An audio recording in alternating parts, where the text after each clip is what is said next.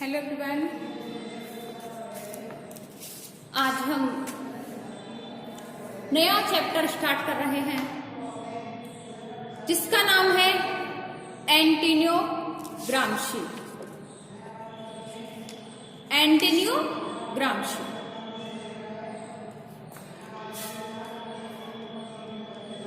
Antonio Gramsci को Italy के एक प्रमुख सिद्धांतकार, समाजशास्त्री और राजनीतिक विचारक के रूप में जाना जाता है।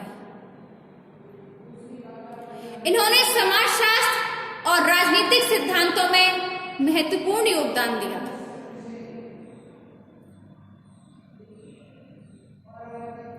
एंटोनियो ग्राम्शी का जन्म सरदिनिया द्वीप के एलिस में 22 जनवरी 1891 में हुआ था। ये अपने पिता फ्रांसिस्को ग्राम्शी के 7 पुत्रों में से चौथे नंबर के पुत्र थे। इनके पिता एक निम्न स्तर के अधिकारी थे, फिर भी उन्हें अनेक आर्थिक कठिनाइयों और पुलिस द्वारा बार बार बाधाओं पैदा करने के कारण बार बार सरदिनिया में एक से दूसरे गांव में प्रवास करने के लिए विवश होना पड़ता रहा। सन 1898 में इन्हें गबन के अपराध में कारावास की सजा हो गई। जब इनके पिता को कारावास की सजा हो गई तो इनका पूरा परिवार आर्थिक संकटों से घिर गया, जिसके कारण एंटोनियो अपनी स्कूल की शिक्षा को छोड़कर छोटे मोटे काम करके आजीविका उपार्जन करने लगे। जब सन 1904 में इनके पिता जेल से छूटे तो बचपन से ही एंटोनियो ग्राम्शी अस्वस्थ रहने लगे। उनको एक विशेष तरह की तपेदिक की बीमारी हो गई। उनकी रीढ़ की हड्डी में विकास होना शुरू हो गया, जिससे उनकी शारीरिक वृद्धि रुक गई और युवा होते होते उनकी लंबाई केवल 5 फीट ही पहुंच सके। ग्राम्शी और दूसरी बीमारियों से भी जीवन भर संघर्ष करते रहे।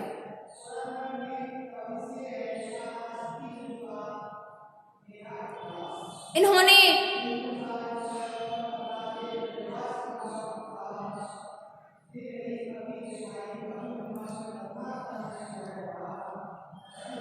अब आती है इसकी शिक्षा। ग्राम्शी काग्लियरी में एक स्कूल से माध्यमिक स्तर की शिक्षा पूरी करते हैं। यहाँ पर उनके बड़े भाई उनके साथ रहते थे, जो कि पूर्व में एक सैनिक थे, लेकिन कुछ परिस्थितियां ऐसी आई कि उनको एक उग्र समाजवादी बना दिया और इस घटना ने ग्राम्शी का समाजवाद से उतना लगाव नहीं रहा जितना लगाव उन्हें सरदिनिया के गरीब किसान और खानों में काम करने वाले मजदूरों से था। ग्राम्शी अपनी 20 वर्ष की आयु में सन 1911 में ट्यूरिन विश्वविद्यालय में अध्ययन करने के लिए उनको छात्रवृत्ति मिल गई। यहीं पर रहकर उन्होंने साहित्य का अध्ययन किया और साहित्य के अध्ययन के साथ ही भाषा शास्त्र के अध्ययन में भी रुचि लेना प्रारंभ कर दिया। ट्यूरिन में इस समय औद्योगिकरण बढ़ गया था। कारखानों में गरीब क्षेत्र से आने वाले लोगों की भर्ती की जा रही थी।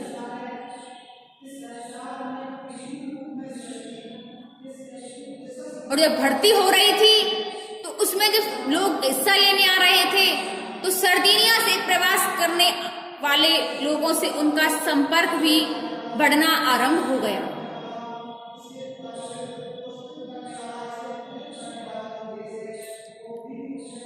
जब अध्ययन में विशेष प्रतिभा दिखा रहे थे ग्रामशी, तो उन्हें अनेक आर्थिक कठिनाइयों और अपने गिरते हुए स्वास्थ्य से जूझ रहे थे।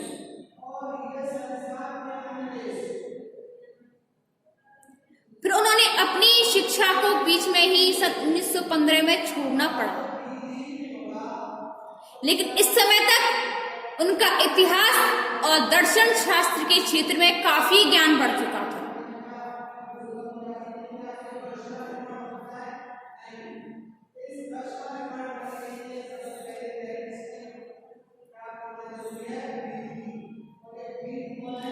अब आती है इटली की कम्युनिस्ट पार्टी में इनकी क्या भूमिका थी।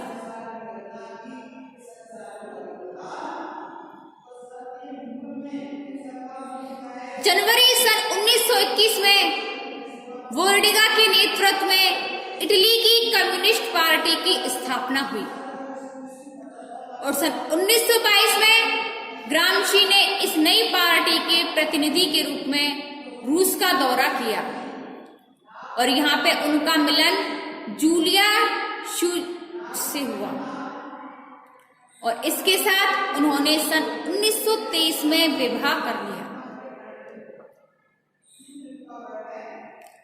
जब ग्रामशी रूस के दौरे से लौटे तो उन्हें यह निर्देश दिया कि वे फांसीवाद के विरुद्ध वामपंथी दलों का एक संयुक्त मोर्चा तैयार करें, जिसमें इटली की कम्युनिस्ट पार्टी की प्रमुख भूमिका हो।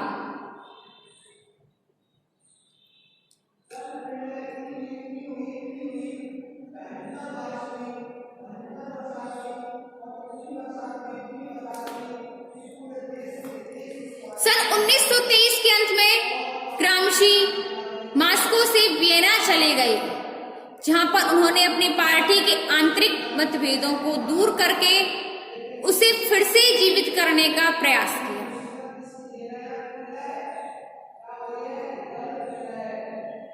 अब आती है कारावास एवं मृत्यु।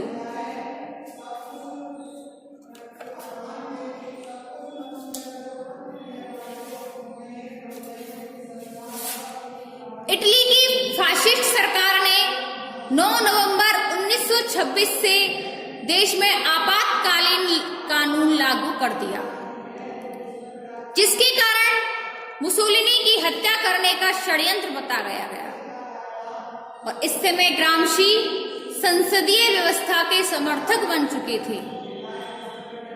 उन्हें पुलिस द्वारा गिरफ्तार करके रोम के एक कारावास में डाल दिया। उनके मुकदमे ने अभियोग पक्ष ने यहां तक कि कह दिया कि हमें ग्रामशी के दिमाग को 20 वर्ष तक काम करने के अयोग्य कर देना है। इसके फलस्वरूप उन्हें 5 साल की कारावास की सजा दे दी गई, लेकिन 1 वर्ष के बाद ही यह सजा 20 वर्ष कर दी।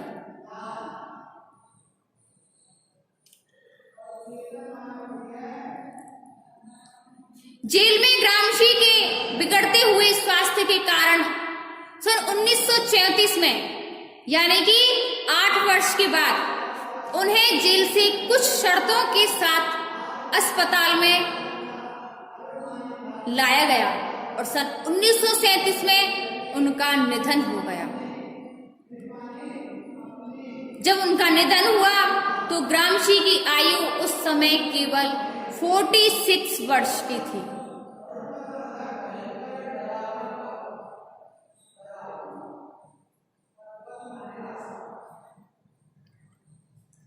तो स्टूडेंट्स, आज के लिए बस इतना ही। इससे आगे हम देखेंगे अपनी नेक्स्ट